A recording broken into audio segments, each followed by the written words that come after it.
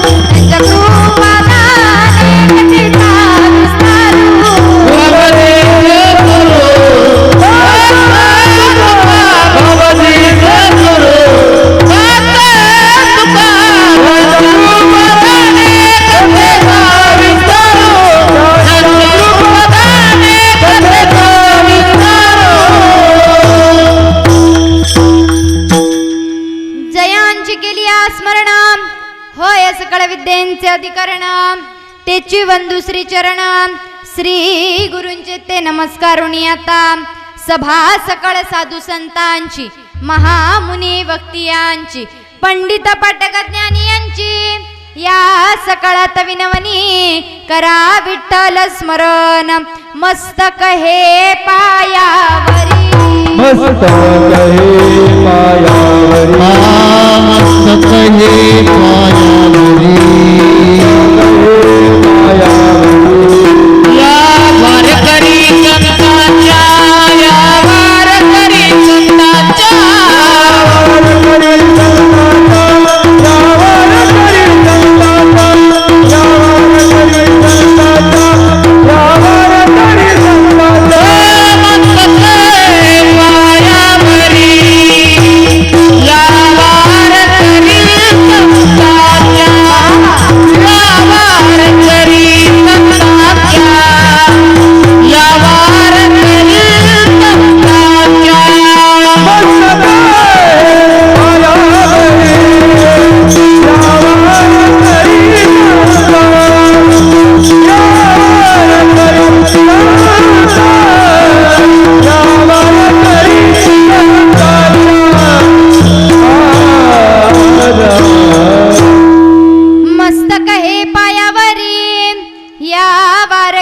संतांच्या गजानन भूत गणादि सेवितं कपीत जंबून फलचारु भक्षणं उमासुत शोक विनाशकरणं जमागी विश्वेश्वर पाद पंकजं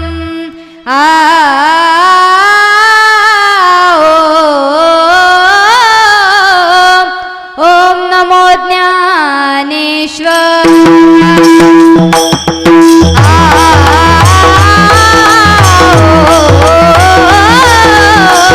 ओम नमो ज्ञानेश्वर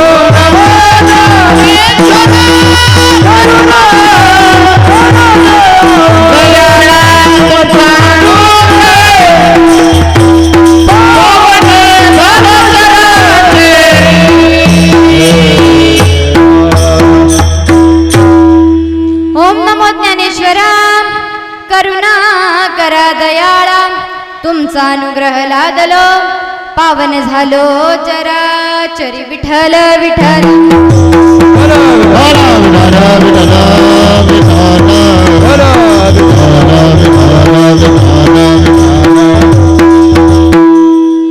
कीर्तन रूपी सेवेला प्रस्तुत प्राप्त प्रसंगी सेवे करता निवडलेला अभंग जगतवन्य जगद्गुरु देहू निवासी वैराग्याचे मूर्तिमंत पुतळे भक्तीचे शिरोमणी माझे जगद्गुरु तुकोबराय यांचा उत्कृष्ट असा 4 चरणाचा अभंग सेवे करता निवडलेला आहे. विठ्ठल विठ्ठल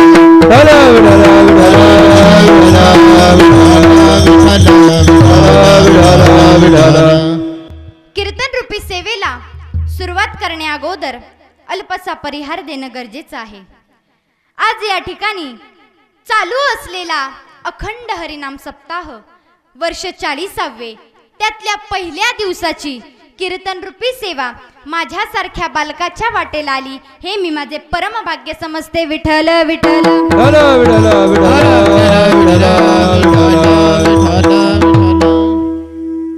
आणि ही सेवा मला प्राप्त करून दिली ते म्हणजे माझे गुरुबंधू हरिभक्त परायण राहुल महाराज चव्हाण. त्यांना मी मनापासून धन्यवाद देते. तसेच समस्त ग्रामस्थ मंडळ चव्हाणवाडी तुम्हाला सुद्धा मनापासून धन्यवाद देते. तुकोबराय हे तुमचे गुरु, माझे गुरु. इथून कीर्तनाला सुरू. विठ्ठल विठ्ठल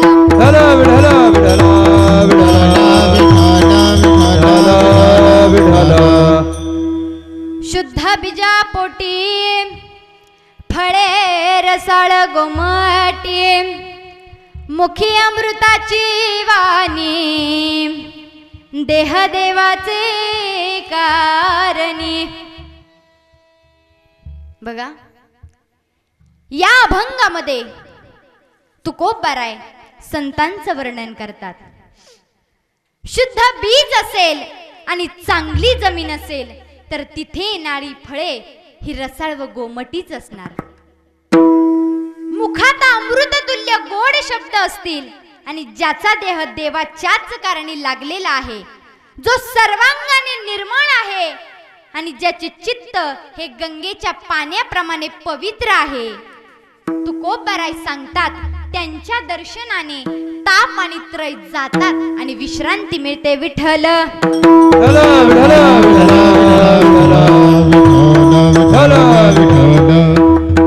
असा या अभंगाचा थोडक्यात भावार्थ. या अभंगामध्ये जगद्गुरु तुकोबराय संतांचं वर्णन करतात. अर्थात त्यांच्या समोर ज्ञानदेवादी 4 भावंडे येतात. शुद्ध बीज असेल आणि शुद्ध पोट असेल तर तिथे येणारी फळे ही रसाळ व गोमटीच असणार. मग शुद्ध बीज म्हणजे वडील आणि शुद्ध पोट म्हणजे आई. मग त्यांच्या पोटी येणारी फळे रसाळ व गोमटीच असणार. शेतामध्ये आपल्याला बीज पेरायचं असतं. ते बीज आपण खासकन ठेवतो आणि मशागत झालेल्या शेतीमध्ये पेरतो. ते वाया कसे जाईल? मुळाहुनी बीज काढिले मग निर्वाळिले भूमी पेरिले तरी ते सांडी विखुरी गेले म्हणून काही. मशागत झालेल्या शेतीमध्ये आपण ते बीज पेरतो ते वाया कसे जाईल? तसं या अभंगामध्ये 2 बाजूनी विचार करता येईल. याच्यामध्ये तुकोबराय मुलांचे सुद्धा प्रकार सांगतात. मुलांचे 4 प्रकार पडतात. विठ्ठल विठ्ठल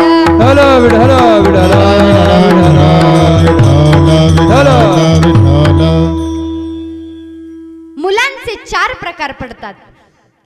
पहिला प्रकार आई वडील वाईट आणि मुलंही वाईट. झोंडा झोंडागीचे पोटी फळे विजाती करंटी. आई निलाजरी चोरटी असेल, बाप निलाजरा चोरटा असेल तर त्याच्या पोटी येणारी संतती सुद्धा तशीच असणार. हा झाला पहिला प्रकार. दुसरा प्रकार आई वडील चांगले पण मुलं, असं समाजात बघायला मिळतं. पण अन्याय होतो त्याचा नवे वाय चळा माय बापे वेळानं साधिली. हा झाला दुसरा प्रकार. तिसरा प्रकार, आई वडील वाईट पण मुलं चांगली. हिरण्यकश्यपूच्या पोटी महान भक्त प्रल्हाद कसा? तुम्हाला प्रश्न पडत असेल. हिरण्यकश्यपू तपश्चर्येस निघाले होते. 12 वर्ष तपश्चर्ये करता जाणार होते. तपश्चर्येला निघाले, गेले, पण जाताना एका दगडावरती नारायण नाव वाचलं. नारायण हे आपल्या शत्रूचं नाव आहे.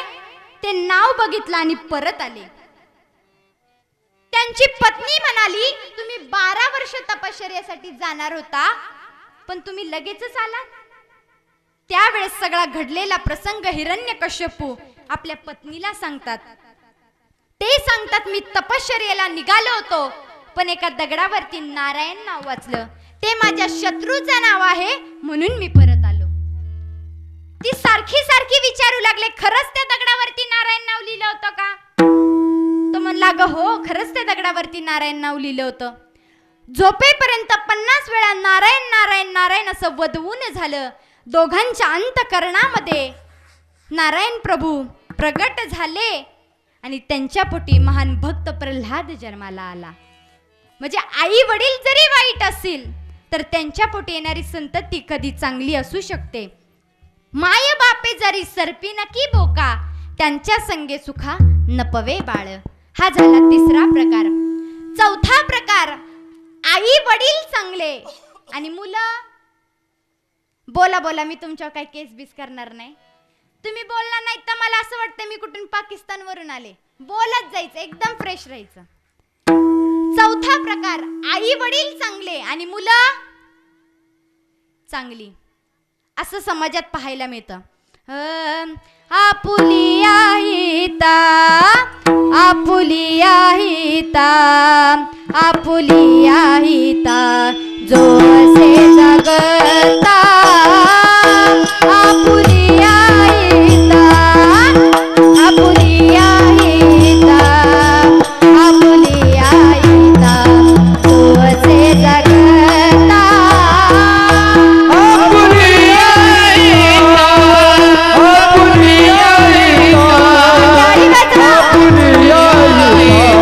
जो असे जगता, आपुली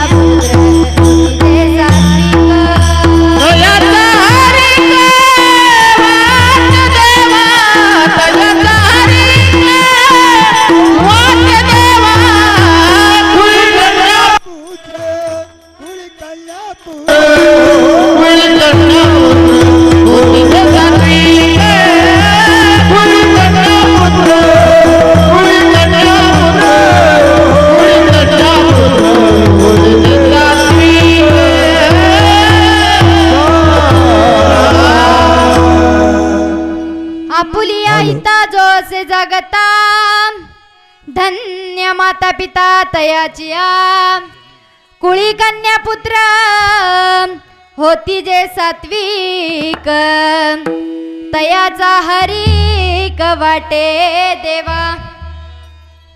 चौथा प्रकार आहे आई वडील चांगले आणि मुलंही चांगली. अहो देवाकडे मुलं मागावीत, पण कशी मागावीत. बोलोबा पंढरपूरला निघालेत.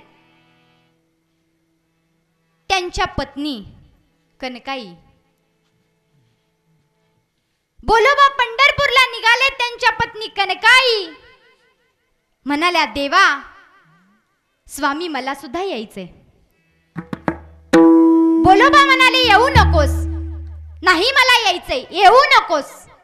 आता राजहट्ट, बाळ हट्ट आणि स्त्री हट्ट पुरवावा तुम्हीच म्हणताय की. आता पूर्वीचं प्रेम महाराज खरं होतं, पण आत्ताच फार लबाड. काय सांगावं महाराज. एक अशीच नवरा बायको गप्पा मारत बसले होते. गप्पा मारता मारता बायकोने प्रश्न केला, का हो तुम्ही माझ्यावर किती प्रेम करता. हा म्हणला, मी तुला सांगूच शकत नाही एवढं प्रेम मी तुझ्यावर करतो. ती म्हणली, तरी पण सांगाव किती करता. तो म्हणला, आकाशाची शाई, आकाशाची शाई आणि पृथ्वीचा कागद जरी केला ना तरी पण मी तुला सांगू शकत नाही. चाट्या मारायला एक नंबर होता. ती बिचारी भोळी पत्नी, आमच्या बायका लय भोळ्या असतात. ती भोळी पत्नी रडायला लागली महाराज. खूप रडली, खूप रडली आणि नंतर म्हणाली, का हो चुकून मी मरू नाही पण मेले, मी मरू नाही पण मेले. हा लगेच म्हणला, मरायचं नाव सुद्धा काढू नको. तुझं मेली ना मी येडा होईल येडा. ही म्हणली, मग तुम्ही दुसरं लग्न करणार नाही ना. हा म्हणतो, येड्याचा काय भरोसा. विठ्ठल विठ्ठल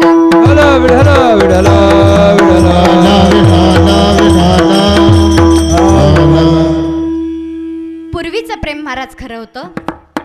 कनकाई म्हणल्या, मला यायचंय. स्वामी म्हणाले, येऊ नकोस. नाही मला यायचंय. ठीक आहे, तुला यायचंय ना, ये.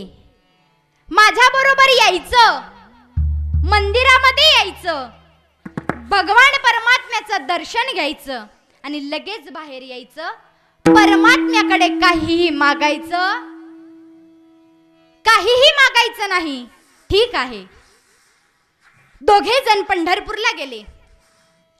प्रथमतः बोलोबा गेले, परमात्म्याचं दर्शन घेतलं आणि बाहेर आले. कनकाई गेल्या, परमात्म्याचं दर्शन घेतलं. ब्रह्मांडाचा मालक, ब्रह्मांडाचा धनी, ब्रह्मांडाचा शहस्ता मातेच्या पुढे प्रकट होऊन उभे राहिले. मातेला दंडवत घातलं आणि सांगितलं, माते काय पाहिजे तुला माग. आता स्वामींनी सांगितलंय काही मागायचं नाही आणि ब्रह्मांडाचा मालक सांगतोय काहीतरी मागा, काहीतरी मागा. आता काय करायचं.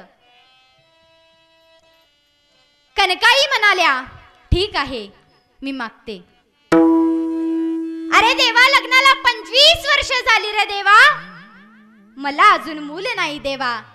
मला फक्त मूल दे देवा, मला फक्त मूल दे. देव म्हणले, ठीक आहे तथास्तु. कनकाई एवढा वेळ झाला तरी बाहेर कशा आल्या नाहीत म्हणून बोलोबा मंदिरामध्ये आले आणि विचारलं, तुला एवढा उशीर कसा काय झाला. त्यावेळेस घडलेला सगळा वृत्तांत कनकाईने बोलोबांना सांगितला. त्यांनी सांगितलं, मी तुला सांगितलं होतं परमात्म्याकडे काही मागायचं नाही, तरीही तू परमात्म्याकडे मागितलंस. परत त्या परमात्म्याकडे जा आणि त्याला सांग, देवा तुला मूलच द्यायचंय ना, तर असा मूल दे देवा की आयुष्यभर तो मुलगा तुझ्या चरणाची सेवा करत राहील. अहो कोण जन्माला आलं. पुत्र हो बाईचा गुंडा, जाती लोकी झंडा, जाती लोकी झंडा, जाती लोकी झंडा. पुत्र हवायचा गुंडा,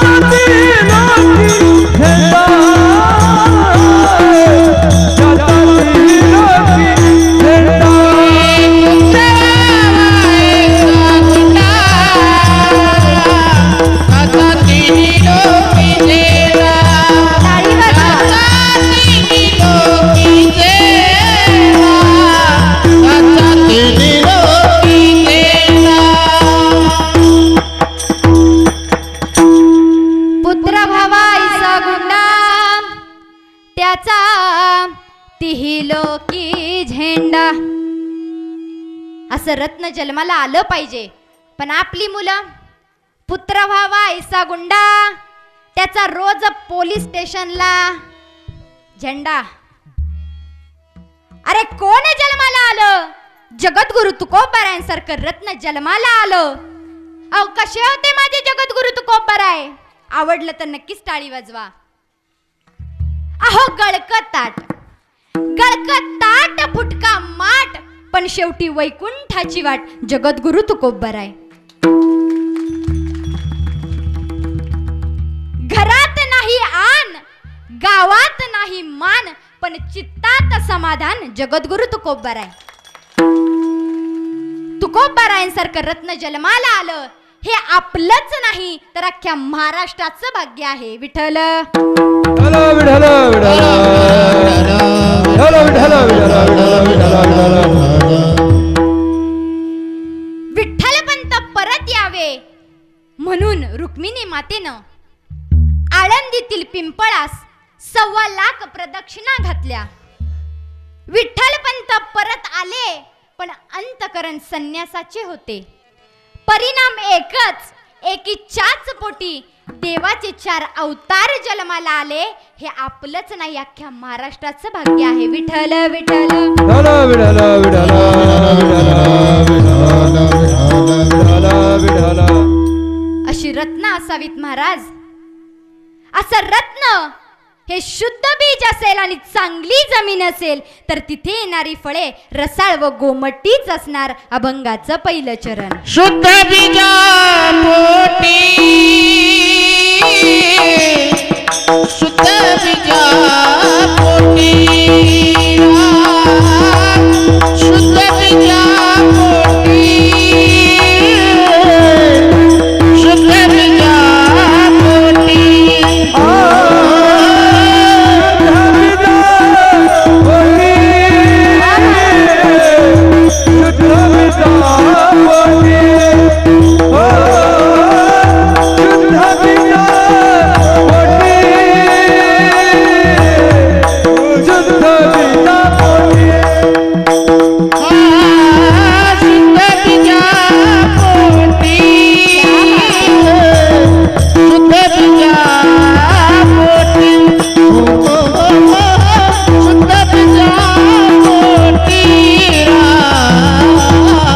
शुद्ध बीजा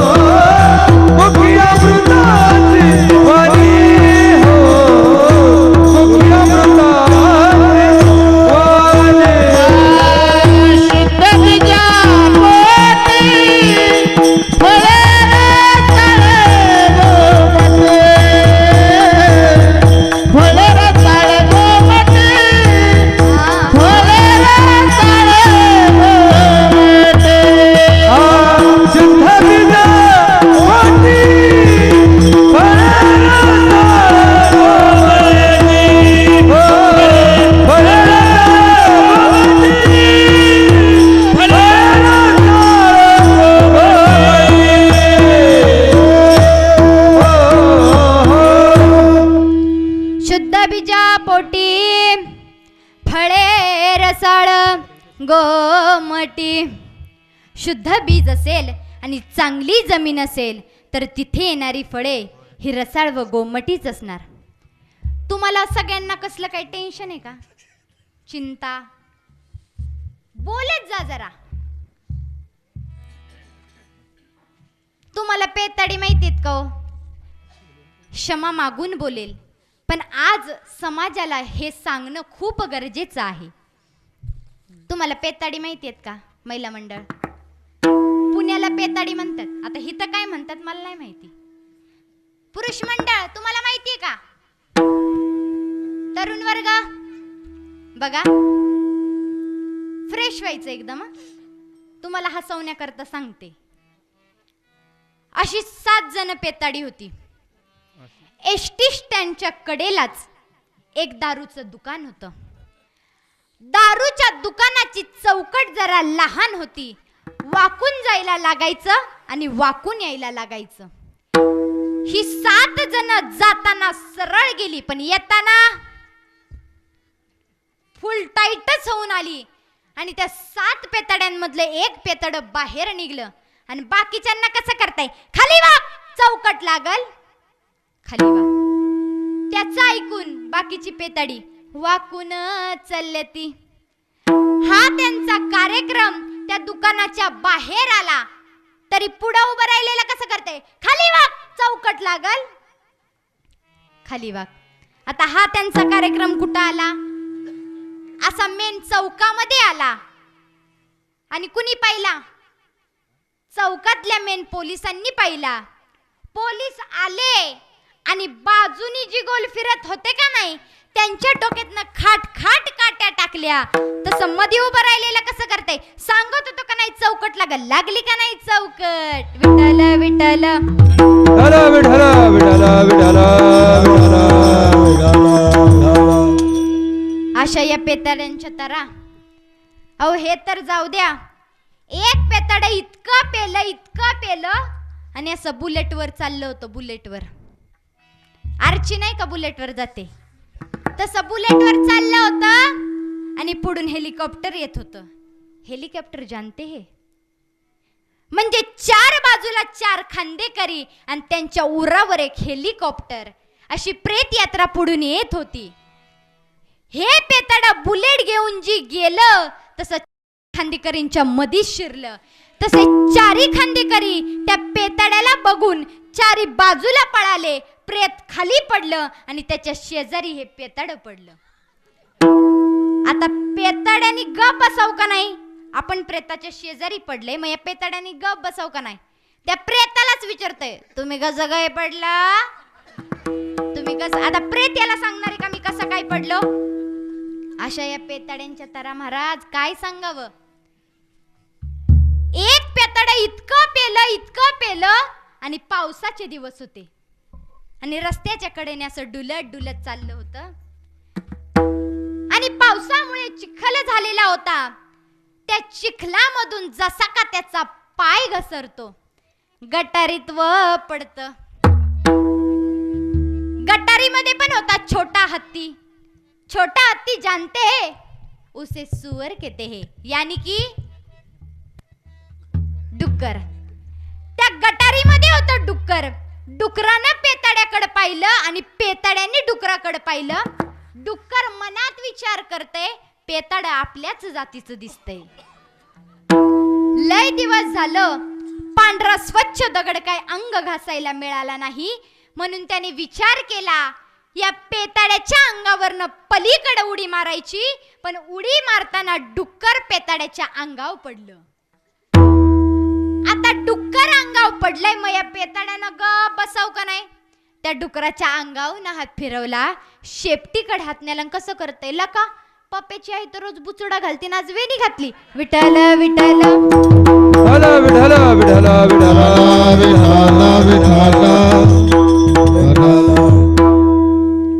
अशा तर या पेताड्यांच्या तरा. पण व्यसन करू नका. पवित्र अशी तुळशीची माळ गळ्यामध्ये घाला. माझ्या परमात्म्याचं नामस्मरण करा.